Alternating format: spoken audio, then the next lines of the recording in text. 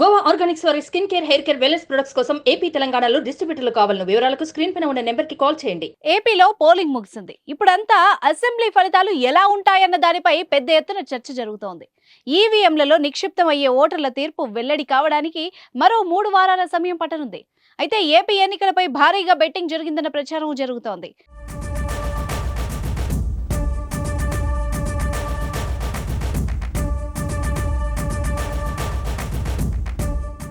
కీలక నేతలు బరిలో ఉన్న పులివెందుల, పిఠాపురం, మంగళగిరి, కుప్పం వంటి నియోజకవర్గాలపై భారీగా బెట్టింగ్లు నడిచినట్టు తెలుస్తోంది.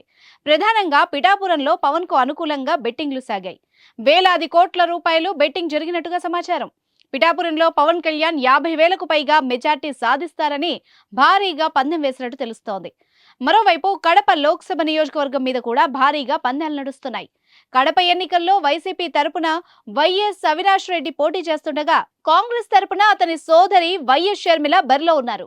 వైఎస్ వారసుల మధ్య పోటీ జరుగుతుండటంతో ఈ నియోజకవర్గం పైన సర్వత్రా ఆసక్తి నెలకొంది. అలాగే కేసినేని బ్రదర్స్ మధ్య పోరు సాగుతున్న విజయవాడ లోక్సభ సీటు పైన పందాలు జోరుగా సాగుతున్నాయి. కేసినేని నాని వైసీపీ తరపున, కేసినేని చిన్ని టీడీపీ నుంచి పోటీ చేస్తున్నారు. ఈ ఎన్నికల్లో విజయం కోసం వైసీపీ, టీడీపీ హోరాహోరీగా తలపడుతున్నాయి.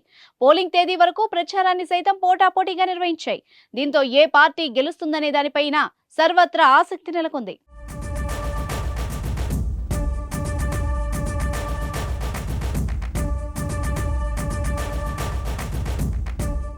సుమన్ టీవీలో మీ పర్సనల్ అండ్ బిజినెస్ ప్రమోషన్స్ కోసం కింది నెంబర్కి కాంటాక్ట్ చేయండి.